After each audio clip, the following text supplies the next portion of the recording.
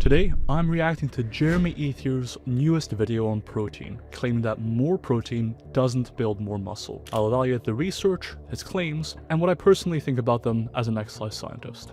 Jeremy and I are good friends, so don't expect any major beef here, pun intended.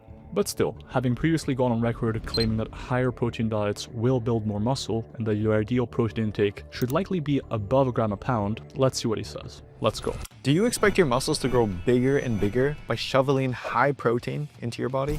But what if eating more protein isn't just unnecessary, but actually makes it harder to grow? Today I'll walk you through the new research that challenges. So off the bat, just something I want to point out. This Rosnick study, I believe, is 2003 or 2005, so I wouldn't exactly call it new. But equally, this is a 2025 preprint, I believe, or a study now actually, and this is also very new, so hey-ho. Everything we thought we knew, and reveal the two things that actually build more muscle than protein. But how did protein become known as the most important nutrient in the first place? I mean, there was some diets, I'm not gonna lie, I ate 140 egg whites a day. People think it's crazy that I've eaten 200 grams of protein for almost 20 straight years. When you lift weights, you trigger muscle protein synthesis, a molecular message to your muscles that says build. But building muscle is just like building a brick house. Without bricks, nothing gets built. Protein is those bricks. So absolutely love the analogy here. Very good to use Legos, and in fact it's an analogy we often see in exercise science lectures and nutrition lectures, so that's great. Just to be a bit pedantic here, specifically the building blocks of muscles are amino acids, so the constituents of actual protein. Additionally, the way muscle gets built isn't simply muscle protein synthesis. In a way, net protein balance is what matters, and that is a subtraction of muscle protein synthesis minus muscle protein breakdown. And the result of that subtraction is what gives you how much muscle you will build. So muscle protein synthesis is one part of the equation, but it's also about minimizing muscle protein breakdown. Fortunately, the magnitude of muscle protein synthesis tends to be much larger compared to breakdown. But there are a variety of ways of impacting both parts of this equation, both synthesis and breakdown. Protein intake is one, lifting is one, etc. Moving on. Eat enough of it, and you've got the raw materials to actually turn that growth signal into new muscle. But when gym bros learned this, they didn't just want to build houses, they wanted mansions. Back in the golden era, it wasn't uncommon for bodybuilders to eat over 300 grams of protein per day, a dozen eggs in one sitting, and pounds of chicken breast. Fast forward to today, and you'll still find lifters chasing 200 plus grams of protein per day, or following the 1 gram per pound of body weight rule like it's gospel. Love what he's saying here, that back in the day, even people with relatively low body weights would have excessive protein, because you had things like the Flex magazine and whatnot advocating for insane amounts of protein, likely well in excess of what was actually beneficial. However, for some of those pro bodybuilders, they are genuinely that size. They weigh 250, 300 plus pounds. And at that point, 300 grams of protein might just be what you need to hit around 1 gram per pound. So, but yeah, overall, love the message about Flex magazines and those sorts of things back in the day, spreading more bro science than actual science. I know I did. I used to believe that if I didn't hit my daily protein target, I was leaving tons of gains on the table. But it wasn't just bodybuilders. The food industry realized that they could cash in on this obsession. Suddenly, you've got protein cereal, protein chips, protein cookies, even Starbucks lattes with extra protein. Most of it is just cheap protein sprinkled in, but because they can slap high protein on the label, they charge you 20% more, and people will happily pay for it. First off, love what he's stating here. A lot of companies nowadays are using high protein as a thing to put on their snacks to sell more product ultimately.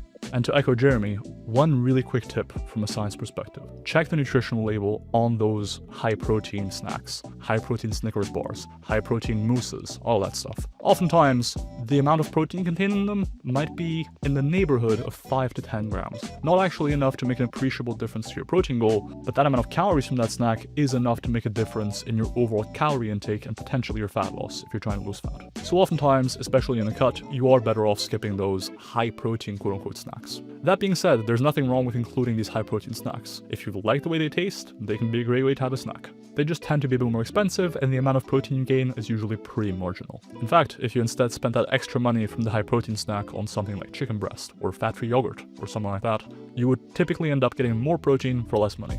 However, even though the amount of protein you gain by having these high protein snacks isn't usually that much, there is now some research suggesting that having these high protein snacks as opposed to regular snacks might reduce how many calories you eat in a given day. So if you're going to have either snack, having the high protein snack, especially during a fat loss phase, might help you stay in a bigger deficit. Recently, a group of top protein researchers were curious about just how much extra muscle you build by eating more protein. So they got together and they gathered every long-term growth study they could find, 62 in total, where participants lifted weights but ate different amounts of protein. Then they plotted all those results on a graph.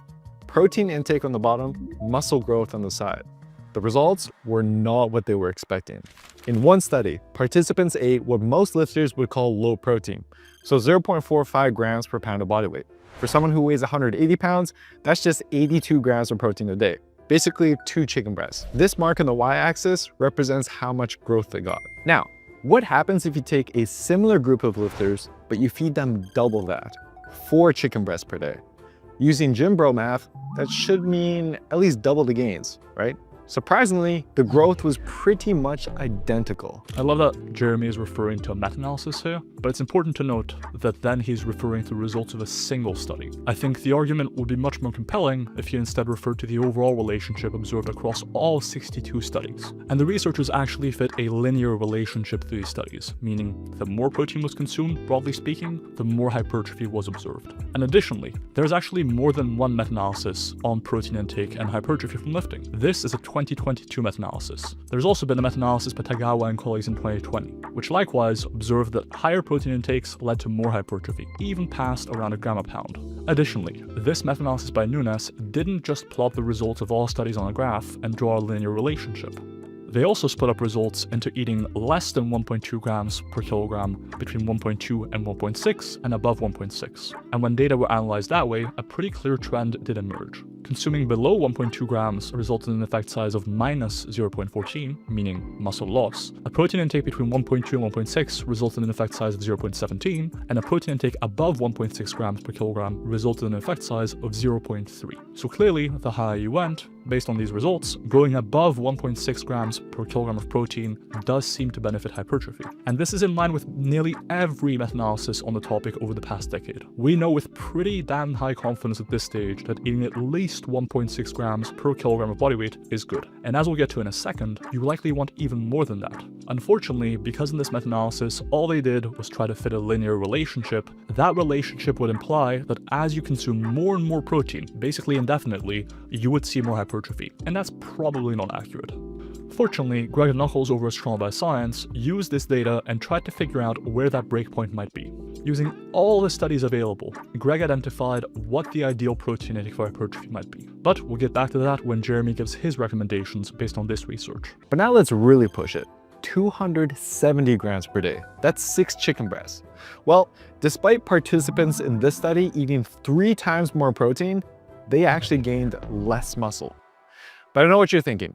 While I love the way he's conveying this with chicken breasts, making it very practical for most lifters, I don't think relying on the results of a single study is appropriate here, given that he is talking about a meta-analysis. Because in a single study with low sample sizes, you can very easily observe false positive or false negative effects. As in this case, do you really think a group eating 270 grams of protein would lose muscle or not gain any muscle on account of eating too much protein? Or is it more likely just noise in that single study? But I know Jeremy's about to talk about the whole meta-analysis, so let's see. Jeremy, you can't just cherry pick studies and call it a day.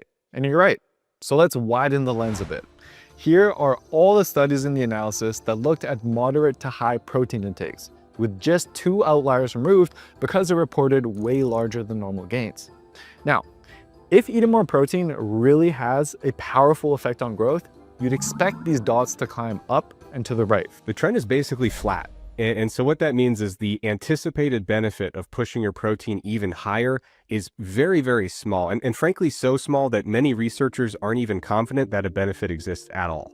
That's Dr. Eric Trexler, a published researcher at Duke University who spent his career studying muscle growth. If you're building a house and you have more bricks than the blueprint calls for, that doesn't mean you end up with a bigger house. Basically, you just end up with a bunch of leftover bricks, and eventually you're going to have to haul them away from the construction site. So when you're building a house, that's tedious, it's a waste of time. But graphs are one thing.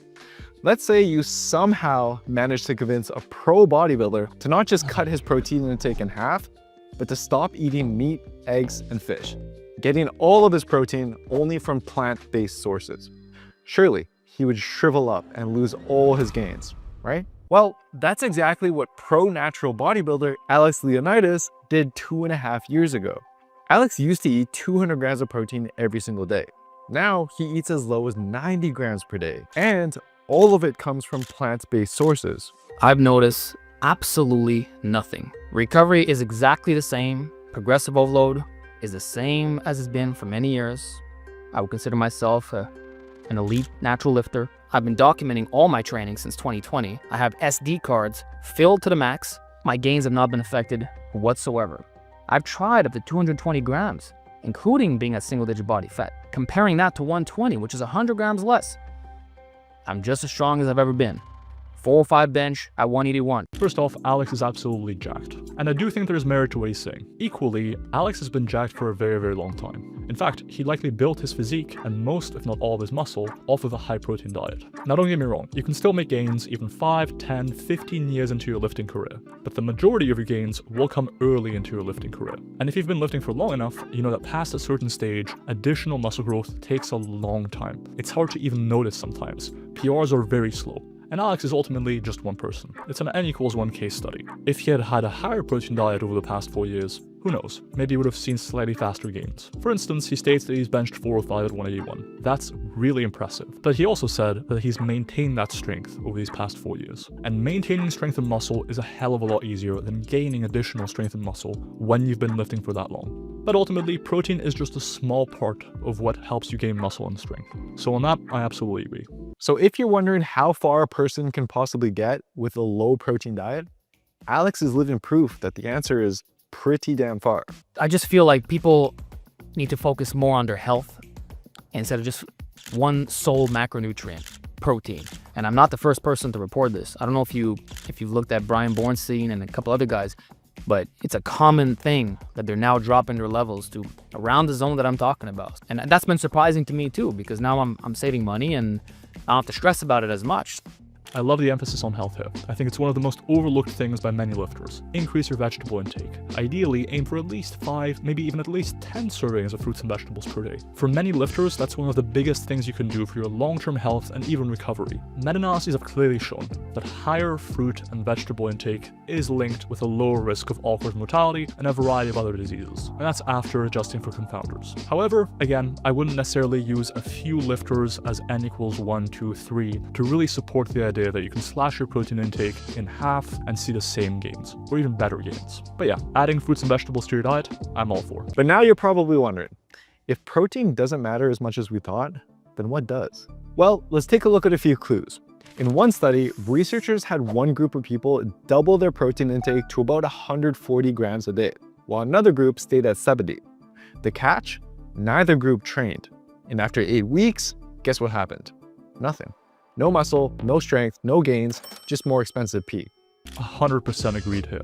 Nutrition should be seen as permissive to hypertrophy. Increasing your protein intake alone isn't going to meaningfully impact hypertrophy. It only will if you're also performing lifting. Think of building muscle as constructing a building. You can have as many bricks lying around as you want, but if there's no one there to give the order to actually construct the building, those bricks aren't going to get used, and that building isn't being constructed. So here's a quick tip.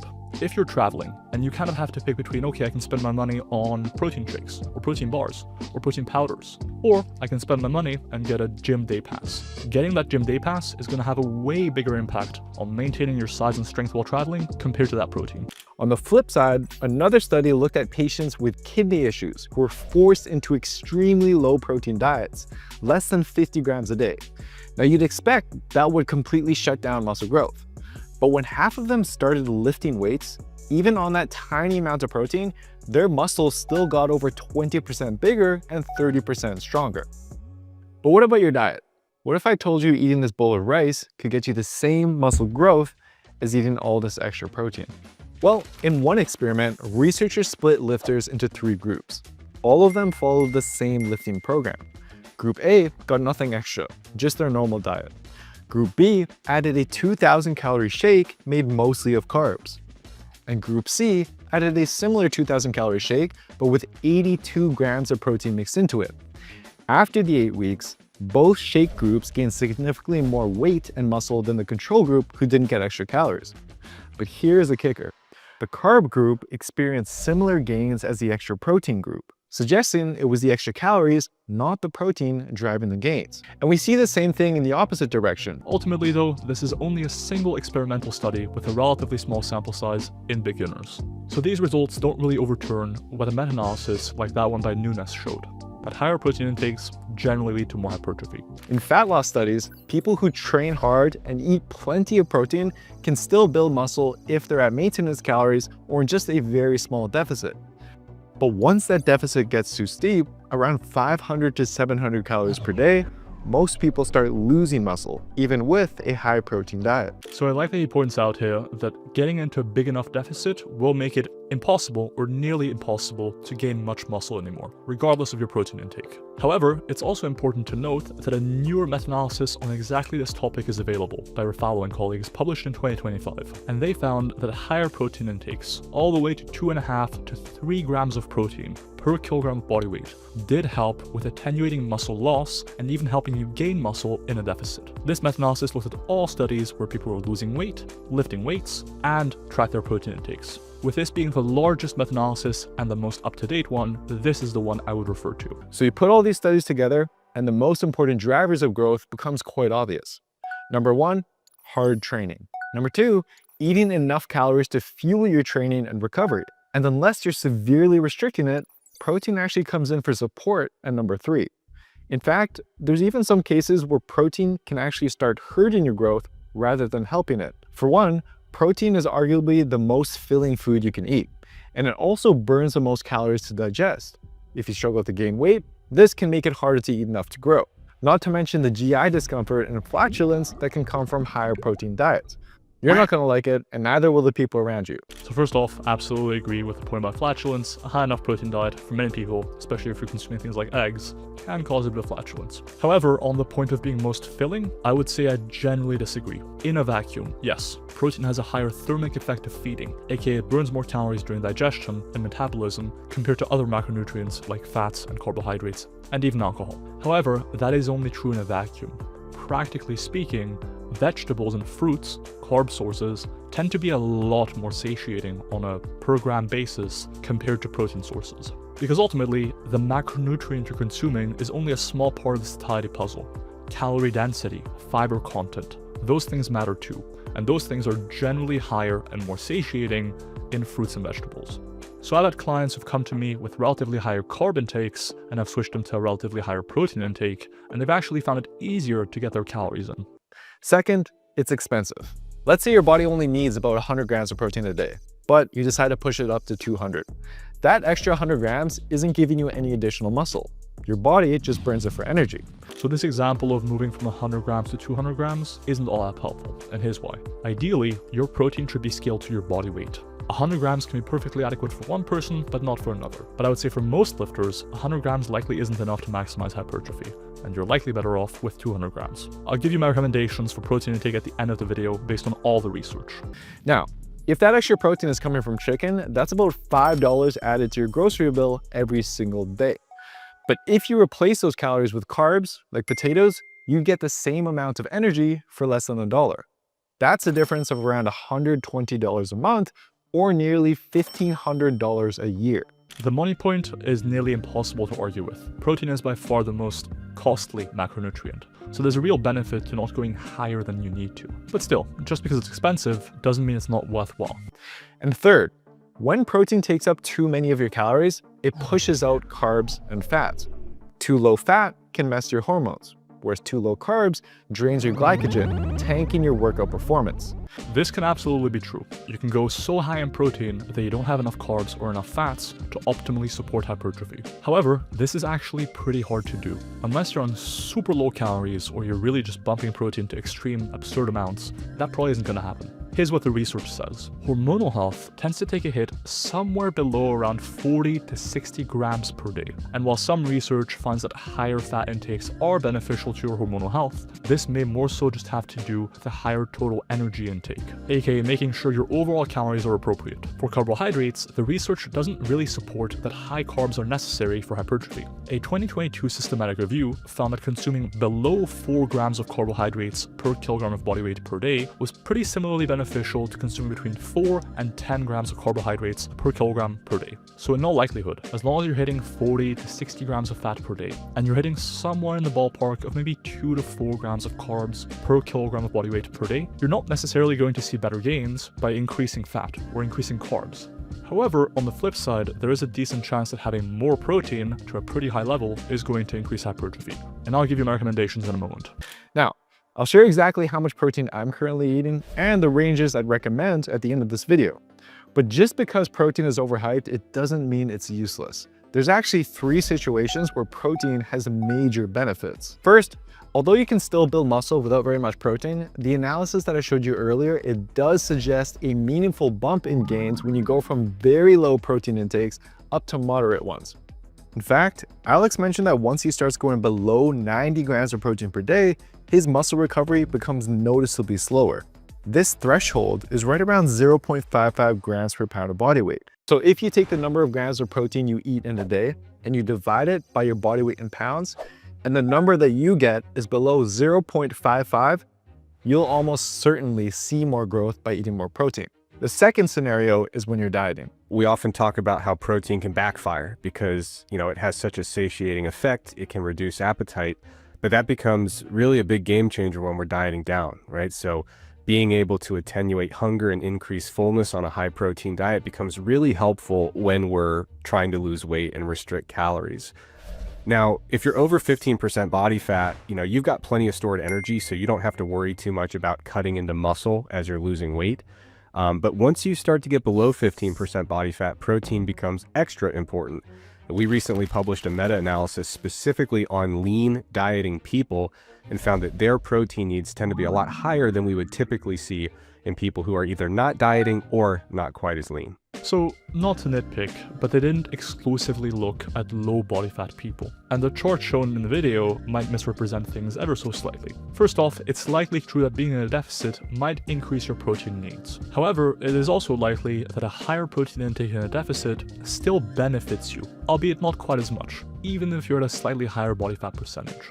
In this study, they also estimated the probability that a higher protein intake would benefit your hypertrophy. If you were below 12% as a man, there was a 95% likelihood that having a higher protein intake would help you preserve or gain muscle in a cut. If you're above 18% body fat as a man, that likelihood decreased to around only 80%, but nevertheless, the odds were still in your favor as far as having a higher protein intake improve your hypertrophy in the gym. And this was true whether we accounted for fat-free mass, aka discounting body fat altogether in your protein requirements, or body weight. But it does seem like the benefit of higher protein intakes during a cut is a bit larger for individuals who are leaner. And the third scenario is adherence. Some people just enjoy eating protein. I'm Filipino, and for me, rice without some kind of protein on the plate, it just feels incomplete. And that's also why I still use protein powder.